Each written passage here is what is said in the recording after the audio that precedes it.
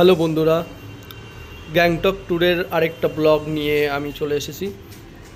তো তোমরা যারা গ্যাংটকে ট্যুর করতে যেতে চাও তারা প্রথমত তোমরা যদি ট্রেনে যেতে চাও তাহলে তোমরা ট্রেনে শিয়ালদা থেকে অথবা হাওড়া থেকেও শিয়ালদা বর্ধমান হয়ে বোলপুর রামপুরহাট হয়ে তোমরা নিউ ফারাক্কা জংশনের মাধ্যমে মালদা টাউন হয়ে কিষানগঞ্জের থ্রু আলুবাড়ি রোড হয়ে তোমরা পৌঁছে যাবে নিউ জলপাইগুড়ি জংশনে। আর তোমরা যদি শিলিগুড়ি স্টেশন পর্যন্ত টিকিট কেটে থাকো, শিলিগুড়ি স্টেশন হলো এনজিপি বা নিউ জলপাইগুড়ি স্টেশনের থেকে মাত্র 10 কিলোমিটার দূরে অন্য একটি স্টেশন, তাহলে সেটি কিষানগঞ্জ আলুবাড়ি রোড হয়ে ঠাকুরগঞ্জ হয়ে নকশালবাড়ি আর বাগডোগরা হয়ে তুমি শিলিগুড়ি স্টেশনে পৌঁছে যাবে। নকশালবাড়ি মানে সেই নকশালবাড়ি যেখান থেকে নকশালবাড়ি শুরু হচ্ছে। বাগডোগরা স্টেশনে তোমরা নাম করে যাও, যেখানে এয়ারপোর্ট রয়েছে। এছাড়াও তোমরা যদি এয়ারপোর্টের মাধ্যমে যেতে চাও তাহলে কলকাতা এয়ারপোর্ট থেকে তোমরা পৌঁছে যাবে বাগডোগরা এয়ারপোর্টে, যেটি বাগডোগরা স্টেশনও রয়েছে তার পাশে, যেটা শিলিগুড়ি জংশনের ঠিক আগের স্টেশনে।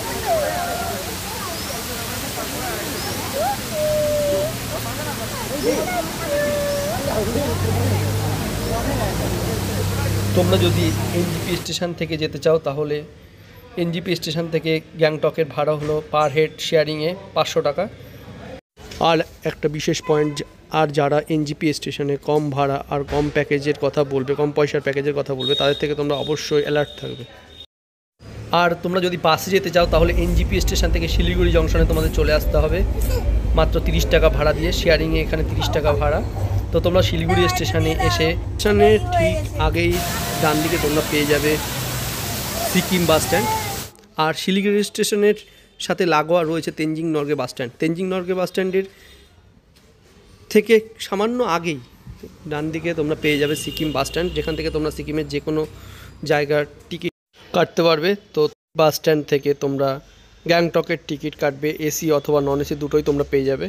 তো 5 থেকে 5.5 ঘন্টার মধ্যে, প্রায় 5 থেকে 5.5 ঘন্টার মধ্যে তোমরা পৌঁছে যাবে গ্যাংটক। এবার তোমরা হোটেল বুক করবে ঠিক এমজি মার্গের আশেপাশে। এবার তোমরা কোথায় কোথায় ঘুরবে সেটা বলি। তোমরা অবশ্যই সাইট সিইং করবে। সাইট সিইংয়ের যে 10 পয়েন্টস রয়েছে সেই 10 পয়েন্টস তোমরা অবশ্যই ঘুরবে, এবং এটা ঘুরতে তোমাদের একটা দিন পুরো লেগে যাবে।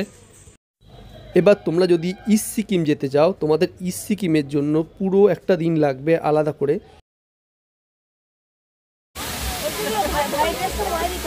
দাও দাও, ভিডিও বানাচ্ছে এটা দাও।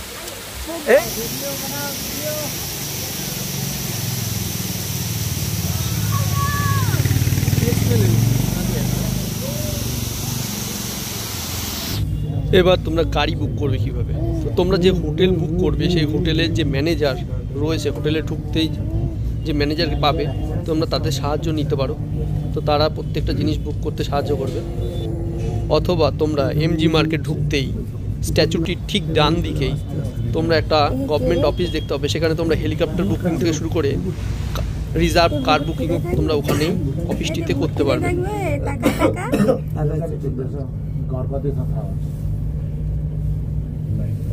দেখছে হাসে হাসে আমার দেহ হাসে